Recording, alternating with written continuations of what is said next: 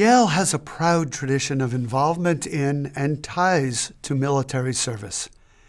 Many of us have walked by the statue of Nathan Hale, who sacrificed his life for his country in the Revolutionary War.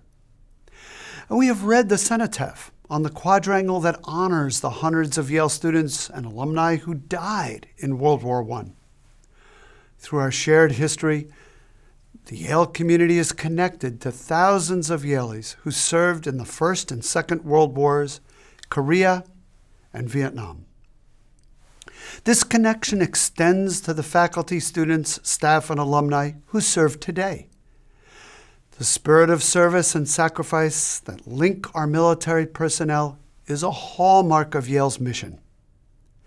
Our university is characterized by a deep commitment to the common good and to the security and prosperity of generations to come. In these turbulent times, I am more grateful than ever for all those who work to strengthen the fabric of our university, of our country, and of communities around the globe. I appreciate deeply our faculty, staff, and alumni who are veterans.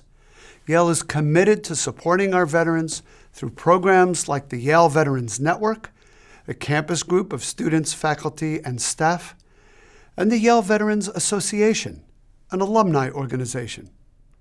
And Yale is proud of its students who currently serve in the Reserve Officers Training Corps on campus. The COVID-19 pandemic has shown us how necessary it is that two great institutions of American society, its universities and its professional armed services, are here to educate future leaders in how to handle the trials and uncertainties in life. As we mark Veterans Day, it is vitally important for us to remember the human toll of war. Individuals have made and continue to make extraordinary sacrifices in service to this country. Our veterans have my deepest gratitude and respect. Today and every day, we thank them for their service.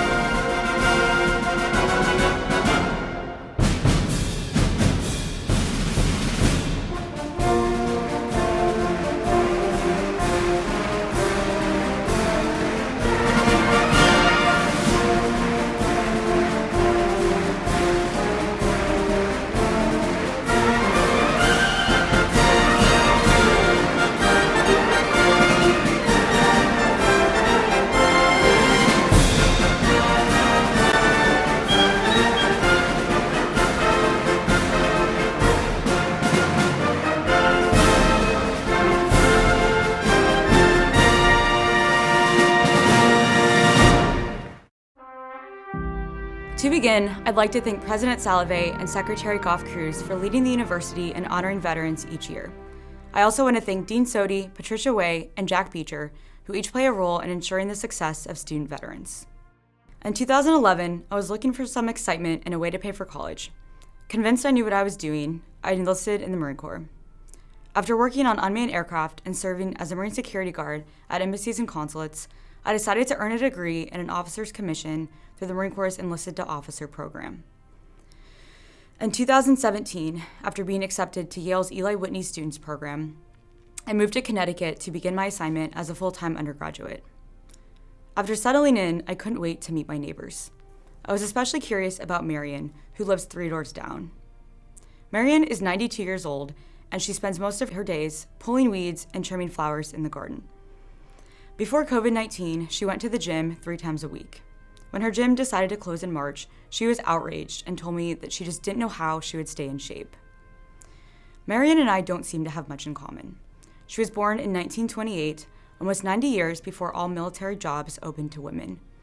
She attended New Haven's Hill House High School, where she learned how to cook and sew. Despite the many differences in decades between Marion and me, we do have one thing in common. Her husband, George, was a Marine. Also a New Havener, George was born in 1923 and was Commercial High School's star basketball player. When Marion showed me his team picture, she wanted me to know that despite being the shortest on the team, he was their best player. Like many in his generation, he enlisted soon after graduating in 1941. George would go on to fight 2 of the war's most historic battles. At Iwo Jima, where Marines and a Navy corpsman raised the flag on Mount Suribachi, and in Okinawa, the bloodiest battle of the Pacific War. Marion has told me that George never talked to her about the war, but that he was a Marine through and through, that he loved his country, his family, and that he was proud to have served. He was outgoing, and in Marion's words, he had a lot of parties. She told me that if he were alive today, he would have had some great stories to tell me, but that he never exaggerated. To be fair, I don't think there'd be much room for embellishment.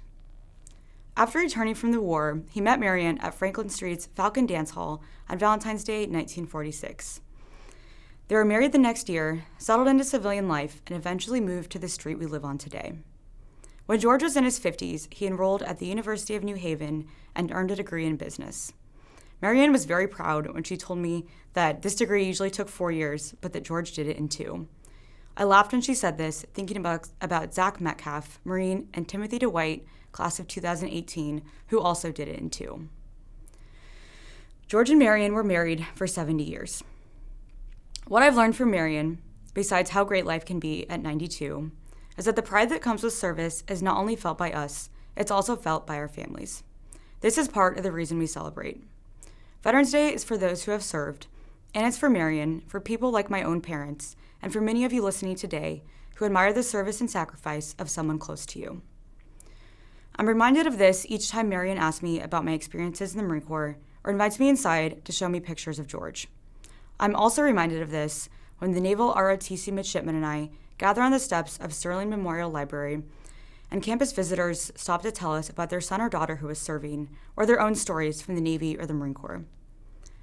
I think this message is especially fitting this year when, although we can't gather together to celebrate students, faculty, staff, and alumni, we're joined virtually by more friends and family than probably ever before. So to all veterans, past, present, and future, thank you for your service and your sacrifice, and happy Veterans Day.